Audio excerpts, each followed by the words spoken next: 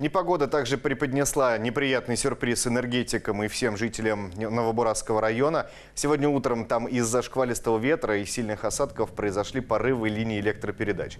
Без света остались 7 сел. Это Тепловка, Голицыно, Рыбхоз, Елшанка, Новый Бурас, Александровка, Бессоновка, а также 35 социально значимых объектов.